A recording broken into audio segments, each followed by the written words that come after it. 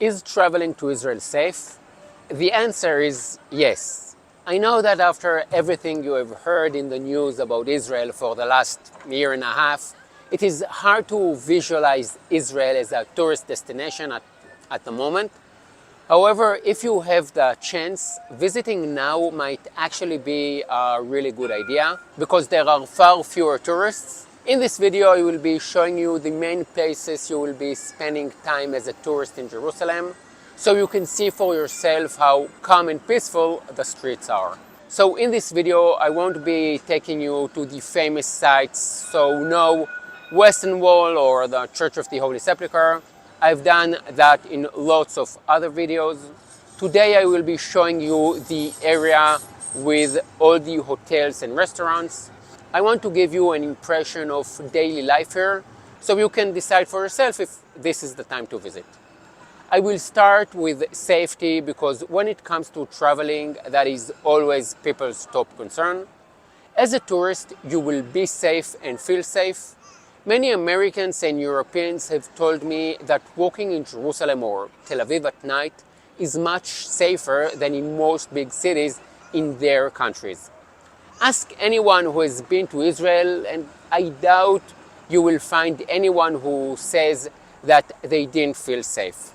What I hear from all the tourists I guide is that they might have worried about safety before they came, but once they were here, those worries disappeared.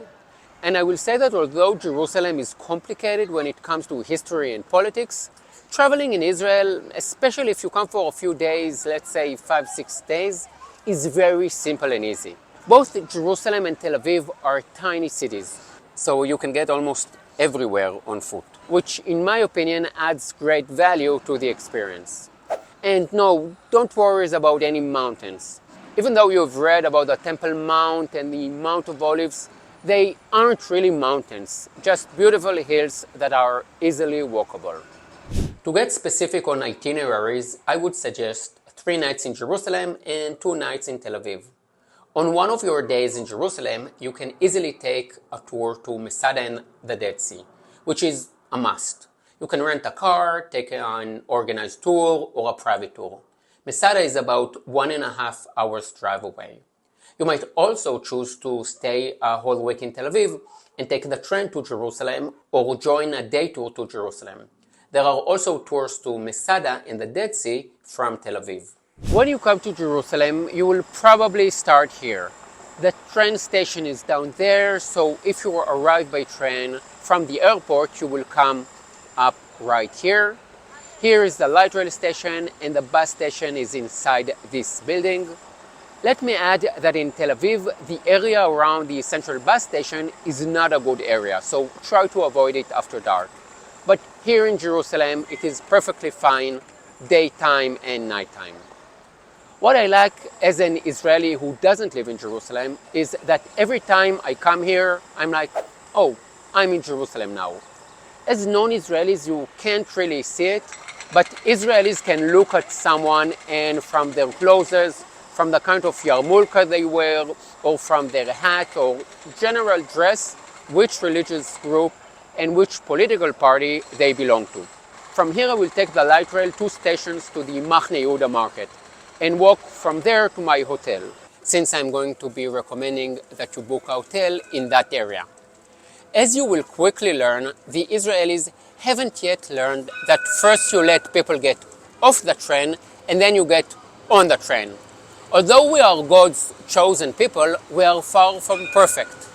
Social niceties such as thank you, you're welcome, please, as well as the concept of personal space are all precious commodities, so we don't use them too often.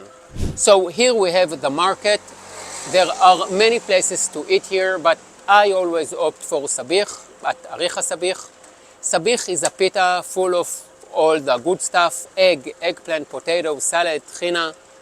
This market is mainly for Israelis, so don't worry about the sellers ripping you off.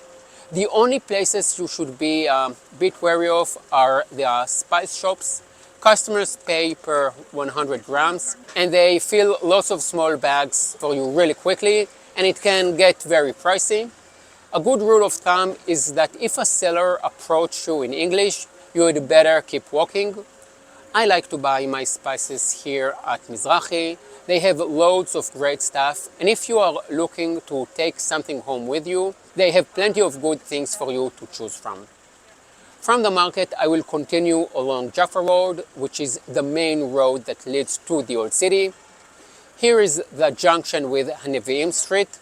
Jaffa Road was historically the commercial street, and Haneviim, the Prophets Street, was the one with all the institutions. I do recommend walking along here and having a look at the houses. Here is Zion Square, and here you have the Ben Yehuda pedestrian street. As I said earlier, I recommend choosing a hotel or hostel in this area. So in one of the streets, starting at the market and ending at the City Hall light rail station. I'm staying here at the Betzalel Hotel. It is a fantastic location close to the market. Okay, so this is my room. I have a bed. Also a shower. Toilet. There is also a sink and a mirror.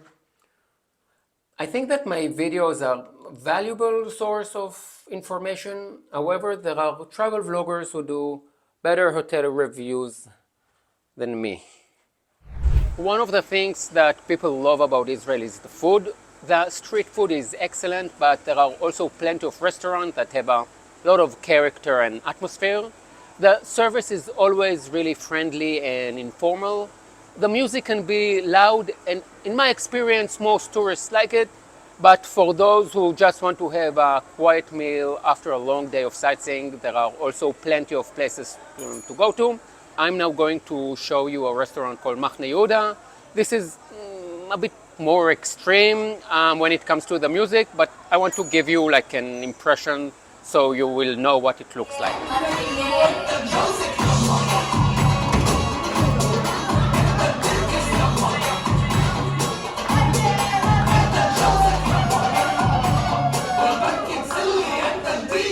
I hope this city walk has given you a taste of what you will encounter in the streets of Jerusalem.